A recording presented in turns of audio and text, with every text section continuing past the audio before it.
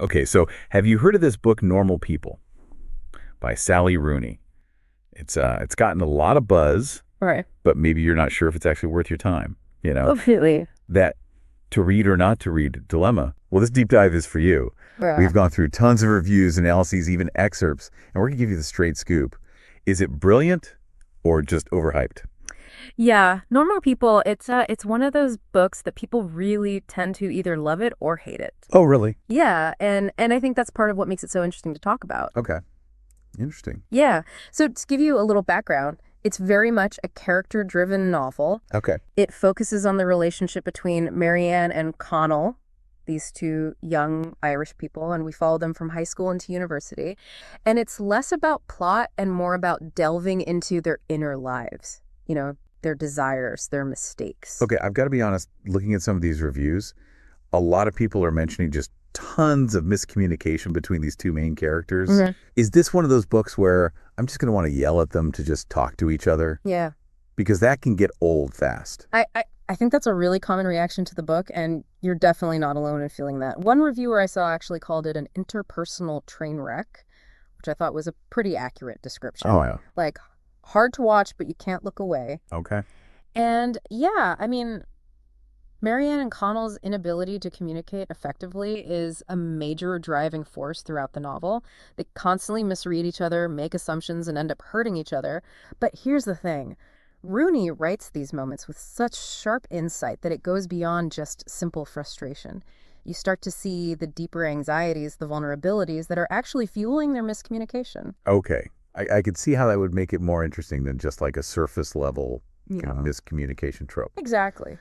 But another thing that keeps popping up in these reviews is people are just distracted by the lack of quotation marks. Right. Does that actually add something to the story, or is it just kind of a stylistic gimmick? Yeah, it's definitely a bold choice, and I can see how it throws some readers off. But, think about it. How often do our thoughts and our spoken words perfectly align? Yeah. Especially in these intense relationships, right? There's this constant internal monologue that's running alongside the actual dialogue. So by removing the quotation marks, Rooney's actually blurring those lines in a way that I think mirrors how Marianne and Connell's thoughts and words often bleed together. Mm. For example, there's a scene on page 122 where Connell is agonizing over his financial struggles and whether he should ask Marianne, who comes from a wealthier family, for help. And it's really interesting how Rooney weaves those internal thoughts into the dialogue without any clear separation. So we've got that classic class tension adding to the mix. Exactly. And Rooney doesn't spell everything out for you. It's in the way Connell's thoughts about money and pride are kind of interwoven with his interactions with Marianne, and it creates this sense of unspoken tension and misunderstanding that's really subtle, but it's incredibly effective. Okay, so that actually makes the whole lack of quotation marks thing seem a little less annoying and maybe more like a deliberate choice. I think so, yeah. But what about the secondary characters? Right. Because some reviews mention that they felt underdeveloped, kind of flat. Is that a fair assessment? Yeah, so while it's true that the spotlight is very firmly on Marianne and Connell, I wouldn't say that the secondary characters are completely insignificant. They have a very specific purpose in the story. Like, for instance, Connell's mother, her presence, her job cleaning Marianne's house, that constantly highlights the class difference between them. It's this silent but powerful reminder of the societal forces at play that are shaping their relationship in ways that they maybe don't even fully realize. Yeah, that's a good point. I can see how that adds another layer to their dynamic. But let's talk about some of the heavier themes. We've got mental health, abusive relationships, social class struggles. Some readers felt that the book maybe romanticizes these really difficult topics. Right. What are your thoughts on that? Yeah, I think that's a valid concern, and it's definitely important to approach these themes with sensitivity. But from my perspective, Rooney isn't trying to sugarcoat anything. She depicts the harsh realities of these issues, but she does it through this very personal lens of Marianne and Connell's experiences. For example, there's this passage where Marianne reflects on her past relationships with men, and there's this unsettling sense of acceptance of their aggression towards her. It's not romanticized, but it's presented as part of her complex internal landscape. So you're saying it's more about exploring the characters' internal struggles and how these issues impact their lives rather than trying to offer like easy answers or romanticizing their experiences. Exactly. Normal People doesn't shy away from the messy, often painful realities of life. It's this raw and honest exploration of human relationships with all their complexities and contradictions, and that's what I think makes it so captivating. Okay, this is all starting to make sense. But I have a confession. I'm a sucker for a good love story.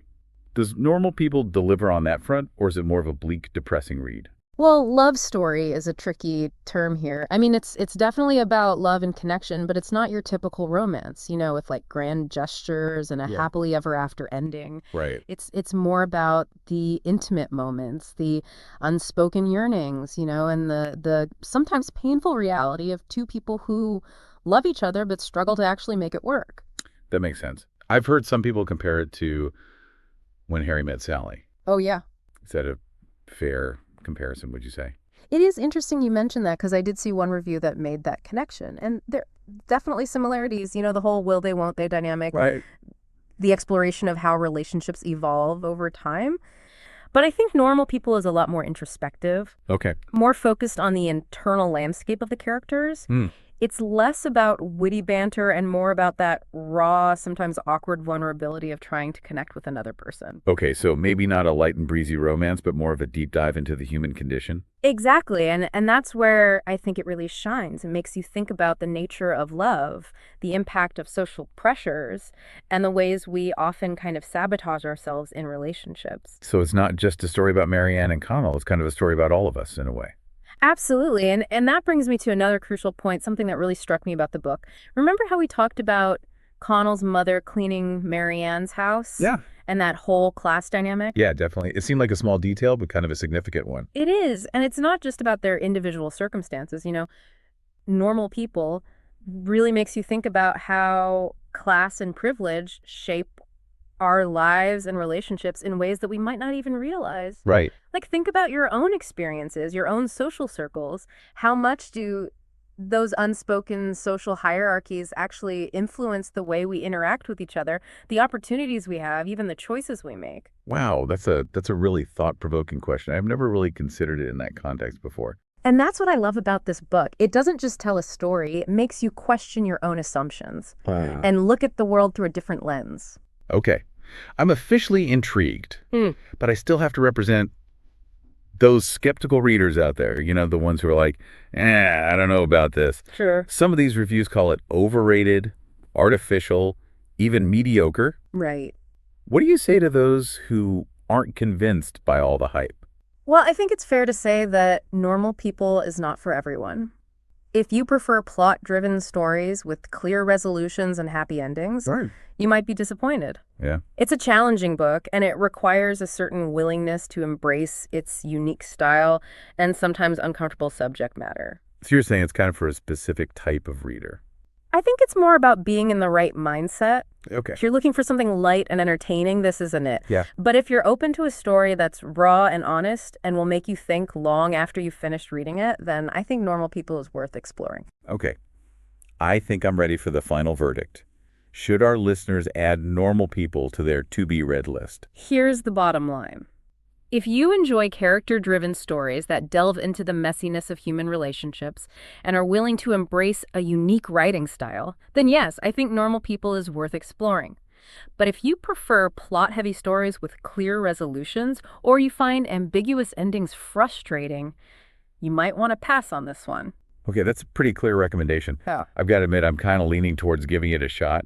Those interpersonal train wreck moments you were talking about sound kind of addictive. Yeah. And I love a book that makes me think about the world in a new way. But hey, even if it turns out Normal People isn't my cup of tea, at least I'll have learned something from the experience, right? Exactly. And that's the beauty of reading. Every book, whether we love it or hate it, expands our understanding in some way. I'm feeling inspired to dive into some challenging reads now, even those that might push me out of my comfort zone. Thanks for taking us on this deep dive into Normal People. It definitely helped me figure out if this book is for me. It was my pleasure. And remember, whether you decide to read Normal People or not, the questions it raises about class privilege and the complexities of human connection are worth pondering. That's a great point to end on. Thanks for listening to this deep dive on Normal People. We hope you found it insightful, and we'll see you next time for another literary adventure. It's funny, that whole conversation we were having about social dynamics and normal people, it really got me thinking about my own high school experience. Oh, yeah. How so? Well, it was necessarily like wealth exactly, but there were definitely these unspoken social circles, these hierarchies that like everyone seemed to just be aware of. It's amazing how those things become so significant in those formative years, right? Yeah. It's like who sits at which lunch table suddenly feels like the most important thing in the world. Exactly. And looking back, I can't help but wonder, like, how much did those really arbitrary divisions actually matter in the grand scheme of things? Why? Like, did being a part of the in crowd really make anyone happier or more fulfilled? Probably not, but that's the power of adolescence, right? Those social dynamics feel so real, so immediate that it's hard to see beyond them. And I think Normal People captures that so well. Mhm. It shows how these unspoken rules and expectations can shape our choices, our relationships, even our sense of self. And what I appreciate is that it doesn't offer any easy answers. Right. It just presents these complex dynamics and kind of lets the reader grapple with them just like the characters do. Yeah, that's one of the things that makes it such a powerful and thought-provoking read. It's not preachy. Yeah. There's not like a tidy moral at the end. Yeah. It's just a story that makes you think, challenges your assumptions, and maybe even makes you a little uncomfortable at times. And sometimes that discomfort is what we need, right? It Yeah. forces us to confront these questions that are difficult and look at the world from a different perspective. Totally agree. So whether you end up loving or hating Normal People, I guarantee you it'll spark some interesting conversations and self-reflection. And isn't that what great literature is supposed to do? Absolutely. Well, I think we've covered just about everything there is to say about Normal People. Yeah. Our listeners should have a really good sense of whether or not this book is for them. Any final thoughts before we wrap things up? Just this. Don't let the hype or the negative reviews sway you too much. Trust your instincts. Yeah. If Normal People piques your interest even just a little bit, give it a chance. You might be surprised by how deeply it resonates with you. And hey, even if it doesn't, at least you'll have something to add to those heated online debates about Sally Rooney. Exactly. But in all seriousness, thanks for joining us on this deep dive into Normal People. Yeah. We hope you found it insightful and maybe even a little bit challenging. Until next time, happy reading.